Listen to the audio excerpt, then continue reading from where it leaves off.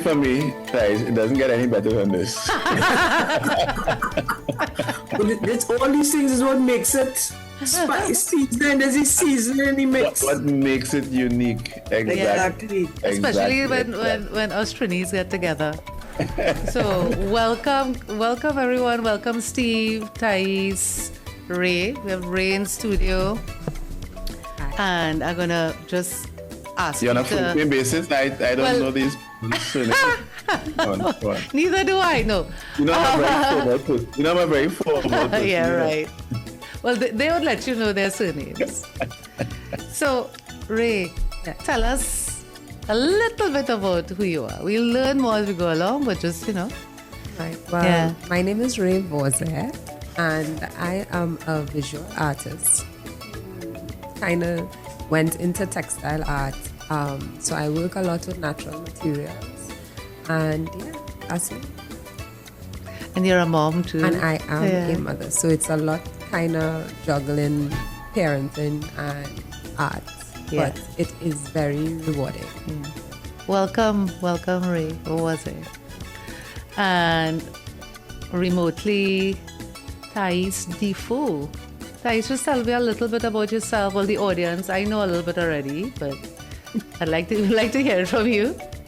My name is Thais DeFour. I'm an architect, and I'm also involved in historic preservation. My focus right now is to try to help our heritage organizations now provide a sustainable heritage model that they could become more of a business and make sure that they're involved with heritage tourism and finding funding. So I'm sort of bridging the gap for helping the regional heritage organizations and mainly built heritage. Because I'm an architect, I focus more on built heritage than natural heritage and things like that. Right. Awesome. Welcome. And Mr. Maximay? Yeah. Gender balance. Yeah. the token me.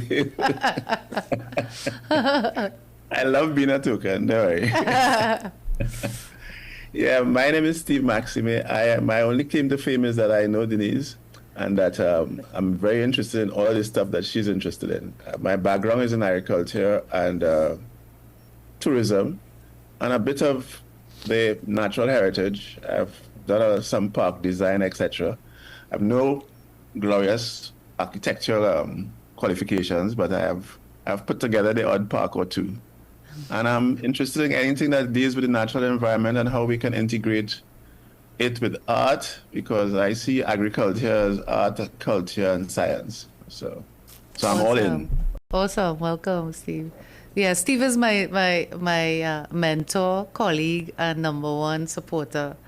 So I always love him to be, I love to include him in what I'm about. So it feels good. I feel supported, and I think we all need those kinds of allies. So I'm Denise Carew. I am a sustainability consultant, now studying sustainability education. I also have a sustainable fashion brand, and my interests. Well, right now it's this how all of these different areas, these small pieces intersect, like Ray and her, engaging in natural dyeing and understanding the environment and our history.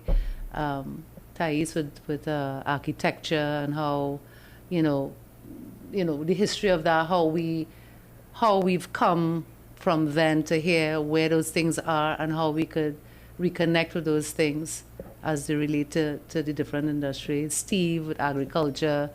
I see that everything is linked back to agriculture somehow or the other. So having said that, I just wanted to talk to Ray a little bit about your work specifically with Indigo dyeing, because that is I think that's a little area that's sort of connecting us at this point. So when I got into natural dyeing, you would always see the yellows and the browns and you'll see the greens here and there, but blue was always this color that just seemed so elusive. And then I started to learn about where we can get true blue in nature, because there's things like butterfly pea that has this brilliant blue flower, but when you extract the color, it doesn't give you the same blue. It doesn't transfer to the fabric. So when I realized that there was this green leaf, this plant that was green that gave you blue, I was very fascinated by it. And I thought that it was not something that was accessible to me, because you would see them talking about Japanese indigo, and you would mostly see people in international places dealing with dye stuff. So America, Europe, right, that kind of thing. So I thought it was inaccessible to me, but then I realized there was something called West Indian indigo, which is Indigo ferus fruticosa. And I was like, wow, I need to find this. So I started to dig and to look, and I realized that Tobago had a plantation at some point in our history, even though it was brief in comparison to other places. Tobago we grew indigo and shipped it for commercial production, and that was the point where I got deep into the whole indigo thing, and I started to learn about our relationship with Africa and how West African enslaved peoples from West Africa their knowledge was used for growing and fermenting the indigo locally Tobago to export. Mm-hmm. And then I started to learn about all the different Caribbean islands that also had plantations that were very brutal, like not good work environment. So Martinique, Guadeloupe, Haiti, we had a little in Venezuela, and there's so many places, and it just it made me start to think more about our cultural heritage and how it's wrapped up in textile art, and how much we can learn from that, and how does this look for us moving forward. Because when I talk about indigo in the Caribbean, people never really know anything much about it, but there are people who's doing work on it, but it's so far out of our mind, because color and textile is just this convenient thing. You get it, your clothes already dyed, so you don't really have to think about where the fabric comes from, how we get color from it. Yeah. Because it's outside of our mind, because everything is already done for us. Mm-hmm. So people are like, what? I didn't know about this thing. But then you realize even in the US, they have their own history with indigo in South Carolina and different places where they had plantations that were making so much money in comparable to sugar and cotton. And it's like, wow, look at what nature, look at what nature does. Look at where it took us. Look at what people would do in order to kind of, hold on to this thing and turn it into something that they could profit from. Yeah. So, So I just want to cut you a little bit to talk to. No, don't be sorry, because you talked about the South Carolina. Yes. And the heritage piece. I wanted to talk to a little bit to Thais to let us know about her. You mentioned that you were doing some research. You had been doing some research on some heritage sites that involve indigo production. So can you speak on that a little bit? Well, it actually started when I was doing my master's in New Orleans, and you had different people, and we visited Charleston, and that's one of the places that's very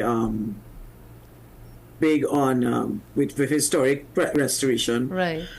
And I was sort of comparing it to the Caribbean, and for Caribbean people, sugar heritage was one of sort of the last agricultural products. So that's what you see. But indigo was king long before sugar was king. Yes. So you have all these older ruins, and there's sort of rebirth of indigo in Charleston. And then when I started to research it a little bit further, I realized that the first few mayors of Charleston were from Barbados. So so right now the Charleston stories at the introduction of Indigo came from Antigua, which also put another nice link into the whole Caribbean. But the first few people who made the first few mayors who were in charge of Charleston were from Barbados. So that link is obviously somewhere that needs to be sort of researched. And then researching it, you realize that Tobago was full of indigo factories and indigo pits. Then there were also a lot in Dominican Republic, in Jamaica, and in Barbados. So I started looking at developing an indigo trail that would take us sort of researching indigo and looking at what is left through the Caribbean to Charleston, which is what we see as sort of the link. I mean, the link really came from Africa. That's where the plants came from. They came to the Caribbean, and then from the Caribbean to the US. So I started talking to some individuals in Charleston to see exactly what they are doing, but they have really become a rebirth, and they are sort of reusing, going into more natural dyes, because the death of indigo came when a German scientist developed a synthetic dye. So that's when they moved to other crops. So, but they've sort of had a resurgence in the fabrication of indigo and the dye and Right. using different plants. So I looked at it and said, well, if they were doing it in the US, maybe there's an opportunity to do it again in Trinidad. But it's really sort of, I have gone to the point of trying to locate these pits. But the problem that we're having is that, as I said, it came before sugar. So a lot of these are really ruins. A lot of them are no longer exist. You sort of see images in it. I was just looking for a picture that Gabby Fernandez gave me in Tobago. And I mean, there were so many. There are ruins in Palatouvier, Cortland, Crown Point, Lambeau, Mount St. George, Mason Hall, Roxborough. Wow. I mean, that's the extent of work. I mean, she has really done a very good. They had an exhibition, which unfortunately there are pieces of it, I think, in Tobago Conservation Society Museum in Buko. But she did a very good job of putting all this together. But there are few ruins, but they're all, for example, the one in Palatouvier, you have to get somebody to take you because it's along the river. I tried to look for the one in Crown Point, so it's right at sort of the end of the runway, but it's all overgrown, and then the only other place to access it is through the sea. You have to sort of go that way. So I said, look, it's better I go and look for somebody who know where they're going before I Next time we'll go with a swiper and, yes, or a waka and do it ourselves. The correct tools. The correct tools to do it. But exactly. It's interesting because in Palatouvier they talk about the indigo pits, but the ones in Crown Point they still refer to it as indigo factory. So there's more ruins than just the pits, because the pits is where they really did all the work of extracting the indigo from the plants. So that is because there's so much information on sugar. I mean, if you want to research sugar, everybody has done the research on sugar, but there's very little on indigo. So that's why that sort of drew me to that story, to figure out how was it done, what happened to it. And they also use it I found research that they use it for medicinal purposes. Yes. It wasn't only for the dye. For the Europeans were very big, because blue was the color of royalty, so it wasn't just for that. And then I also lived in South America, and there the indigo was also very big, but it was an indigenous people who used the indigo for their rituals and things like that, and also for medicine. Right. So my first phase is sort of identifying where these ruins are, look to see if there's an adaptive reuse purpose for these pits. Besides just identifying them, because I think they are huge concrete pits. I mean, the images that we still have, the historical images, are these very large vats of stone that are still there. I mean, if it's lasted, I mean, you talk about 1700s, we're looking at centuries that Yes. these pits are still there. There's a reason why it's there. So let us see how we can sort of recapture our heritage, how we can reuse it, and make it something that could still be useful to us. Right. So that is my sort of architectural part of it. It's Yeah. not necessarily like a building, but it is a structure. And Right. I'm very interested Yeah. in the structure and the cultural aspect of it and the heritage aspect of it. Awesome. So, Steve, as a person who is, a deep thinker about agriculture and climate smart agriculture and sustainability, how do you see a link with all of this to agriculture, like what like what Ray was talking Definitely. about, and so what? Definitely. I was sitting here thinking about this is sort of artificial disconnect between the built environment and the natural environment. Right. Because when I think of some of the structures that have really impressed me over the years, I mean, the most impressive thing I've found in all of my rather limited travel around the Caribbean is this whole business about tapir. And it's not just because we are the Lloyd Best Institute that I'm bringing that up. I grew up in a tapir house, and when we tried to destroy that thing to build this modern monstrosity that we had at the time, I mean, it was impossible. When I say impossible, I mean I'm talking about really, really, really strong men Yeah. in those days with sledgehammers Wow. hitting this tapir thing, and it would not budge. It just Yeah. wouldn't budge. And then when you look at the lattice work inside of it with the rattan and the plant material, and so that's my first recollection of that, the artificial nature of this link between the built environment and the natural environment. And when I went on to be on the board of Asia, right, I saw some of the instances there where the built environment and the natural environment, shared a number of things in common. So I'm no ethnobotanist. I have colleagues who specialize in that, they can tell you the historical significance of every plant, whether it be medicinal, Right. for dyeing, etc. But so I see, that's why I see the link. I see the link as understanding that at the core of all of our, I shouldn't say all, a lot of our enterprise, agriculture is at the core. In terms of my interest, let's say, in soil science is not limited to soil as a medium for producing food.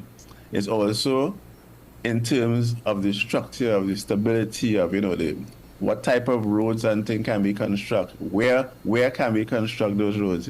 What are we going to do with some of the mineral, Right. elements within the soil, etc., etc., etc. Without going on too long, but I do see the link. Yeah. And we have had conversations, as you know, about this. And when I think of dyeing, I don't only think about indigo blue.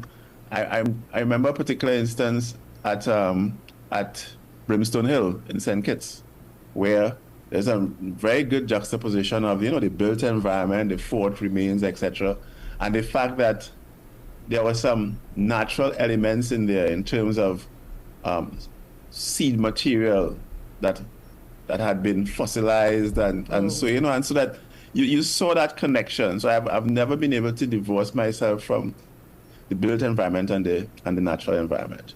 And when I lived for a little while in St. Kitts, and every time I went to Brimstone Hill, I was always fascinated with the juxtaposition between that and the very vibrant batik culture in St. Kitts at the time. I'm Right. talking about in 1980 now, so that's where I saw the connection. Yeah.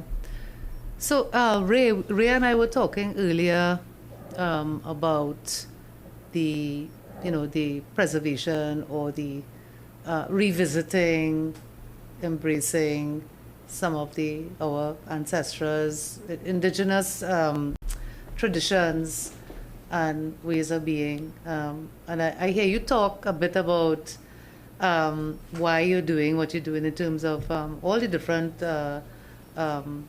dyes that you're trying from natural plants. And I just want to get a feel about why why is that important to you? Or how does that resonate with your soul or your spirit? Or, well, outside of the fact that fabric, when you dye fabric with plants, some of their medicinal benefits remain for a period of time with the fabric. So there is something in India where they used fabric for for its medicinal value, right? So outside of the fact that it's healthier for us, the connection with nature and with traditional technologies is something that really gets me worked up. To think that there was a time that we would consider primitive, but the things that they did was just so remarkable in comparison to what we do now. I mean, yes, we have all this technology and that kind of thing, but the fact that we would build our homes using nature, and we would decorate our homes with nature, and we would take care of our dress, adorn ourselves with nature, it makes me think about the early peoples as these really, like, this wisdom, this inner wisdom that it's very difficult for us to have now because we live very disconnected from nature. So how did they know these things? So that fascination of how early peoples figured out to do certain things, because if I didn't see somebody doing it, I would not have just known that, okay, I could do this. But for somehow they were able to figure out, and it isn't just with fabric and dyes, right? Even things like medicine and psychedelics, things like that you wonder, how did these people figure these things out? How did they figure out you could eat mushrooms and have enter a novel state of consciousness, So that curiosity of, wanting to be more like they were, because I feel like they have a different sort of wisdom because of that connection that they continue to foster with nature. That is the driving force for me in most of it, Right. Yeah. Yeah, it sort of brings you back to a connected kind of feeling, right? Yes. And so Thais, I'm going to bring that question to you too. I mean, clearly from what you've said, something, I don't want to say deeper, because not to say something is shallow or whatever, but something different or something more appealed to you when you started to read about or to find out about Indigo. And well, it was first a architectural exercise, right? Yeah. And I heard you mention a few little things about history and ancestors and stuff. So when I hear a little bit about that, how you feel about that aspect of things. My theory is that we are the present sum of all the parts that has happened. So we now have been built upon all the things that happened. So it's always interesting to me, because the most sustainable homes we have now are the older homes. They're the coolest. They're still hanging around after 100 years. They collected water that was recycled. I mean, the most sustainable homes that we have now are the older gingerbread houses. Yeah. Because you don't need a set of air condition. You take the water off the roof, you put it in the cistern, you recycle. I mean, you can't get better than that. So there is a method to it that we could use now. I think the technology has sort of taken us to a certain, and I understand that, because as the ancestors, they figured it out with what they had.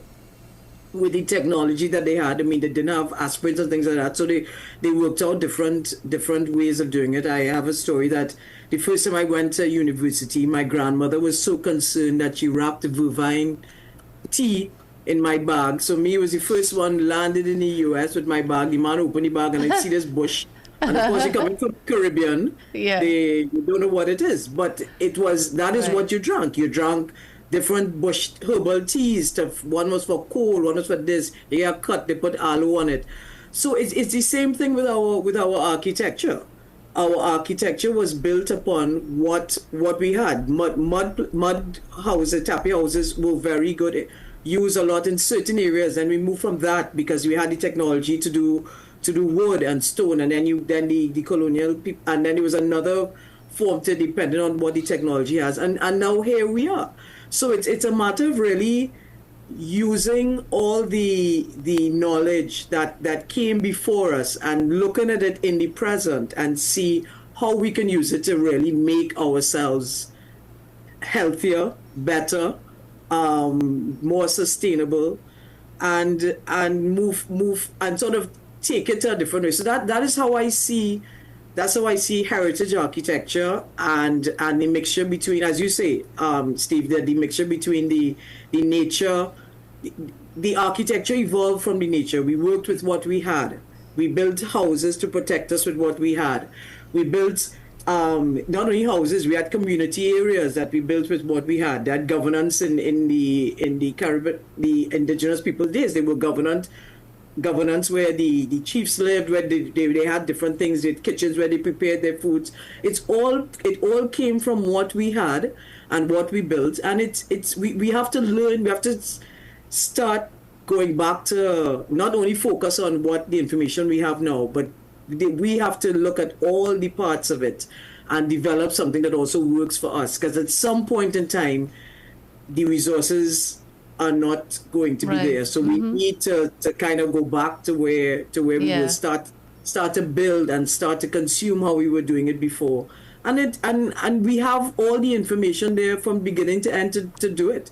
So I was drawn to Indigo because it was a very little known, at least I couldn't find much information about it. I'm sure there are professionals out there who have all the information, but in terms of the architecture of it, studying architecture, I never knew about the importance of Indigo in the Caribbean, and I'm a Caribbean person. Yeah. And I thought that was embarrassing that I did not know that.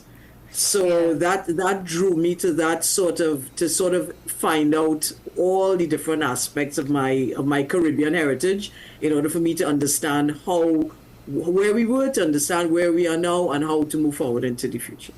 Yeah, I guess similarly, Steve, from your professional background too, there probably were a lot of techniques and ways of treating with plants and crops that don't exist anymore, because of quote unquote development. And viewers, please, I will tie all of this together.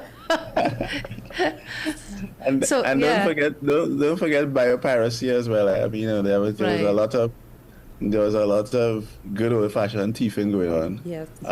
So that there's a lot of stuff that we can't put our fingers on literally right now because they've been stolen.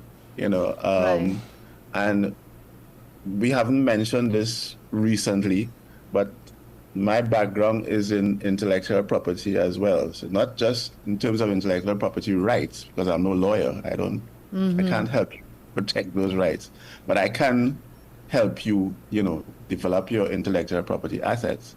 And when I think about, some of the varieties of indigo that we're talking about now, I'm wondering, when last were those plants registered? I mean, have we gotten any sort of UPOV? Right. The UPOV is one of the IP conventions that, allows you to literally register your plant and own it. Wow. As opposed to going around the roots of the more modern terminator genes and and all that type of stuff, patents and stuff. So that when I see things like that, that's what I think about. Right. In the midst of all this climate change thing, I'm interested in my Garifuna colleagues, I'm interested in what people like the Lambie Foundation are doing out in Belize, and talk about heirloom varieties, and so that indigo plant might be part of an heirloom variety that we could very well protect. Yeah. Yeah. We could look at the genealogy of it and then decide, okay, so then we could probably get I'm just speculating now, but we can get a geographical indication for that particular type of indigo, so that no one else in the world can use this Tobago indigo to dye anything anywhere, unless it says specifically that this is Tobago indigo, yeah, and that blue, that deep blue, that true blue, to put on it, is really Tobago indigo, and no one else can call your indigo Tobago indigo. It's like how they do champagne. It's like Antigua, and it's like champagne, and all the geographical indications. So that coffee. I think we have so many examples how this can be done. I know, and as I said, and I see ways of tying it to the built environment as well. I mean, you're an architect, but when you think about civil engineering works and the use of vetiver, I mean, it took us 1 million years to realize that rather than put concrete at the side of a ridge, you could just plant that entire thing in vetiver. Or you may, use some chicken wire and so, but that is going to be 1 million times stronger and more hurricane, resilient than concrete. So that's what I meant by not separating the built and the and natural. But I think just what you were saying, people was using vetiver for years until we had chicken wire and concrete. And then when the concrete and chicken wire fall down and they realize that we do not do it, all of a sudden people rediscover vetiver. And I go, what are you talking about? We always had vetiver. If you go into the country in a lot of these places, that is what they have. The expensive. That's what they use. What they had, which is such a great thing. Yeah, and you say you found ways to integrate it into your built environment. I mean, those of you familiar with Grenada and that central tunnel, there was a multi-million-dollar project years ago where all they did is they come and they put some chicken wire over the rocks, put in some plants in between to hold it together, and that was seen as a big deal. I mean, but for a Trini, who grew up seeing vetiver being used, I wasn't as impressed as the Americans. Let me put that. So I want to just try and tie the stuff we're talking about together. So we're talking about agriculture, we're talking about land and using the products that come from the land to dye fabric. Of course, these dyes could be used to dye other things as well, right? Other products. But I want to kind of zone it in on fashion. So how can we create a system? Or I was going to say architectural system, but I don't know much about architectures, but it just sounds nice. How can we build a house? Build this house that we could reinvent or break down, or I wouldn't want to break down a system. I think we should create a new one that is just, because as we know, the fashion sector is pretty cruel. Workers don't get paid well. A lot of monstrosities happen in other parts of the world. They don't get recognized for the work that they do. And fast fashion, and even now we're finding that luxury fashion is creating havoc on the environment. Where's another? Sorry, I didn't hear you. So creating havoc on the environment. A lot of human injustices, and the system is pretty, stakeholder focused, meaning that, not stakeholder, sorry, shareholder focused, meaning that it's about profit and it's about the people who have invested in these companies. And so, the industry has gone to an extreme. Actually, there's a lot of evidence to show too that it was pretty extreme long time ago. The industry was built, as far as I am able to see, built on injustice and built on cheap labor. So one could say slave labor, right? And so, so that history follows. I know a lot of people are now talking about it to try and understand how this became, how the system of the fashion industry became how it became. And this is where we're looking at, the system of cheap labor, of excess consumption, and all of these areas. So I'm proposing that in the region we could actually create a system that focuses on our indigenous ways of sustainability, of practicing sustainability, and of justice, like the cooperative models that we, or the susu, or in some other Caribbean islands they call it different things. So a system that operates more fairly and evenly, and all of that. I've said a lot. So, okay, so Ray, I want to hear what your thoughts are on what I've just said, and any angle you want to take it from. So it's building this house. Yes. Right? Building the, in fashion they use that word a lot. The house of this, and, yes. Well, so. I think, okay, so for instance, there was a lace back industry in Jamaica, right, where they made fabric, things for your home, all sorts of different things using the inner back of the lace back tree.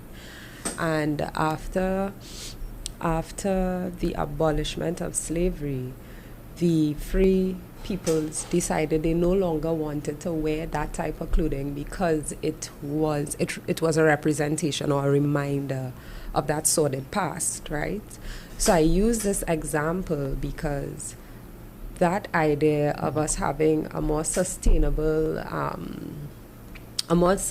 fashion industry and that kind of thing starts with the people recognizing that this is a problem and wanting to do something different. Right. Because a lot of what we see now, based on the influence of globalization, right,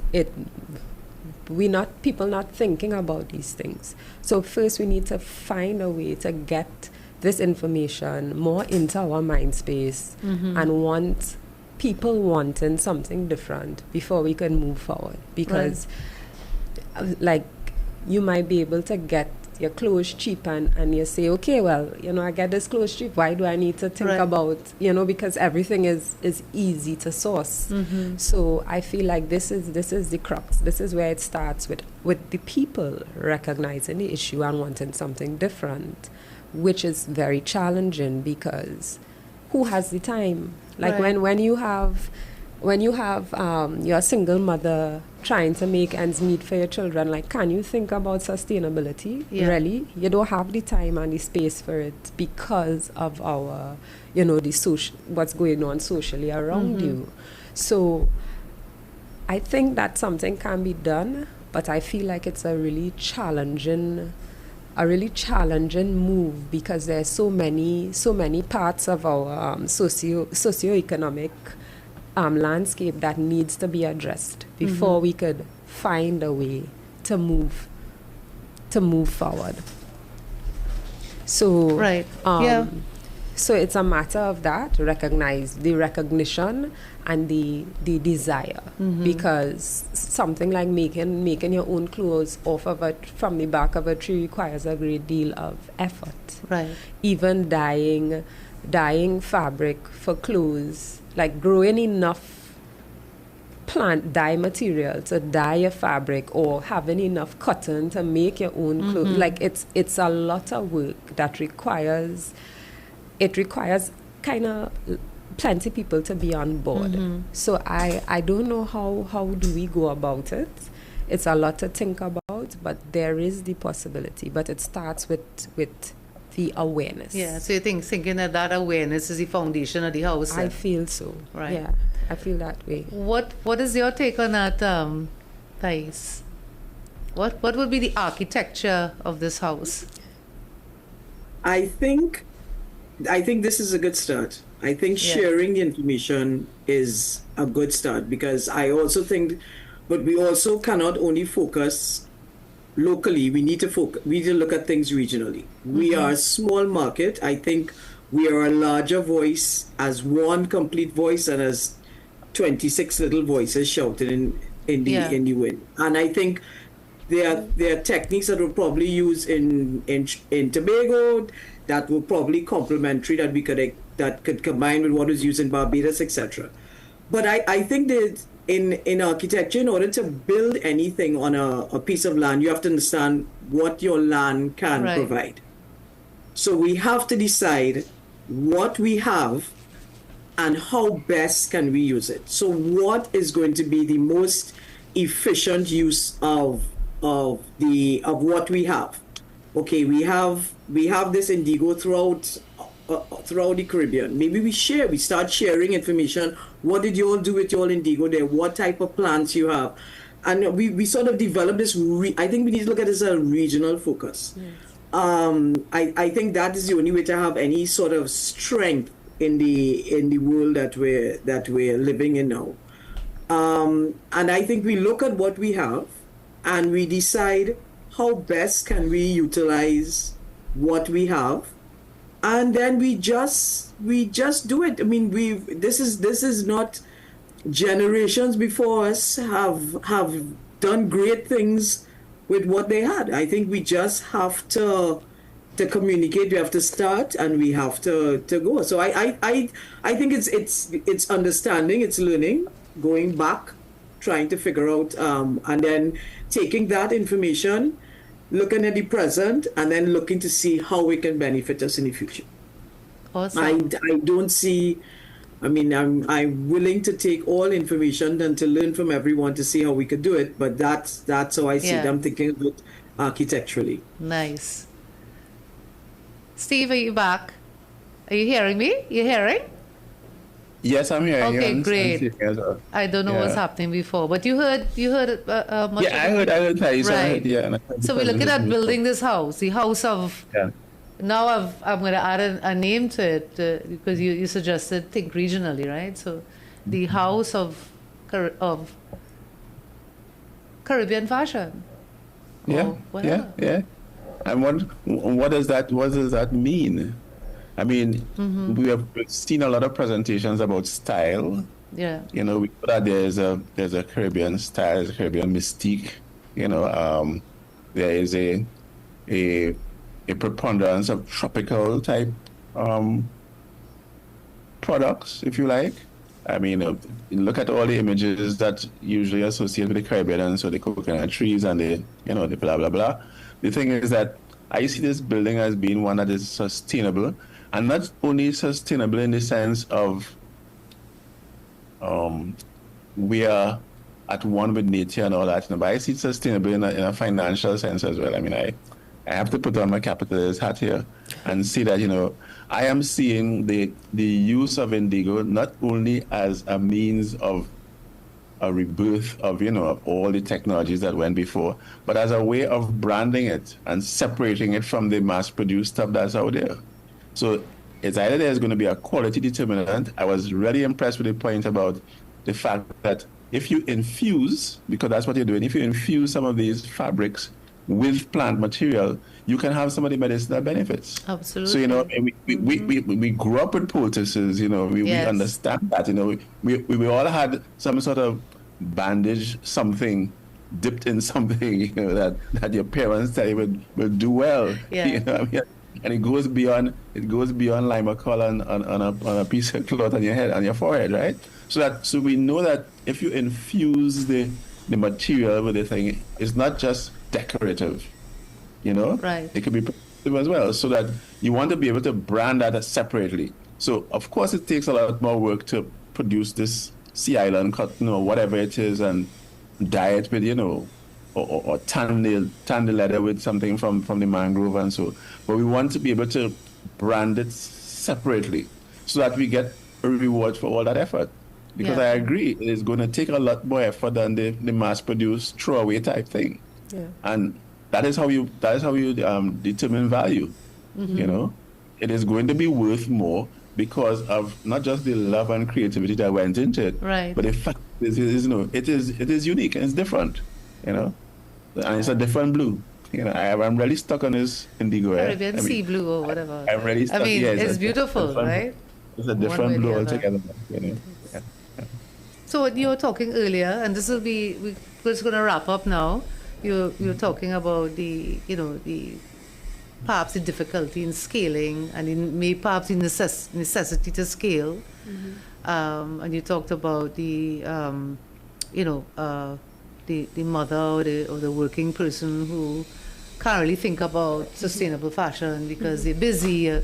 You could get a pair of jeans in Trinidad for like $80. If you come to Sangre Grande, you could get that. Right? Where I live. A lot of very inexpensive, decent looking products. So, but I agree with everyone's points here. But I just want to leave on this note, and I'll ask each of you to close after for like a minute. That we have this idea that the affordability of things, and this is perhaps where fast fashion started, to make things affordable so that the market they could produce en masse, right, and to democratize. That's a word, right? Steve, help me here. Help me. Yeah. To make the industry, because there was this luxury, as you know, fashion. Long ago, when you look at a fashion house, it was perhaps you had to save up for a few years to buy a piece from whoever, and so. A known brand name. A known brand, and was a thing. I remember being young and wanted this brand. You want Nike or what? You want this. And so this is where the whole fashion, it's a whole trick, it's really to make money. But it was the idea we're making things affordable for the masses. But in the end, we left with a whole set of problems, much more problems than we ever had. So I agree with you. We're starting from the foundation. Soil, definitely foundation. Next level awareness, and then I can't remember. And then I structure the house then. Structure of the house, and Steve, what was the last thing you said? Oh, the branding. Yeah. And IP, which I think is. I'm sorry, Thais. Go ahead. No, I think one thing we can't forget is collaboration. Absolutely. All the way through. I call my company Gaia because I'm very big on using a collaborative effort to build something substantial. Yeah. I think it makes no sense everybody sitting down in their house trying to silos something or trying to figure out when we come together. And we cannot forget Spanish Caribbean, French Caribbean, Dutch Caribbean. We all live with the same weather, we all live with the same soils, the same materials, the same history. We need to really look at a collaborative effort in order to and get information from everybody, because everybody is trying to work this out all through their culture and their history. And for sure, getting all the information and getting everything together is definitely a great way to do it. Yeah, no wonder we met and are talking. Steve, 1 minute. I would use my minute to say that I have a broader interpretation when I hear fashion, Yeah. So I'm not thinking apparel now. I'm thinking fashion in terms of how do we, what kind of lifestyle do we have? Right. And lifestyle is shown up in the fashionable houses that we may want to inhabit, the fashionable clothing that we may want to wear, and the fashionable lifestyle. And that's a lifestyle that is, rooted in something deep, something cultural, and something that can be branded. Because again, there I go with my, commercialization. It's going to be branded as being of a different value. And I think that's the word we want to leave with, value. Right. Not just price, but value. Yeah, definitely. Well, thank you so much, Micah. Thank you, Ray. Thank you, Thais. Thank you, Steve. It was an amazing conversation, and we're certainly going to have some more. Yeah. Definitely.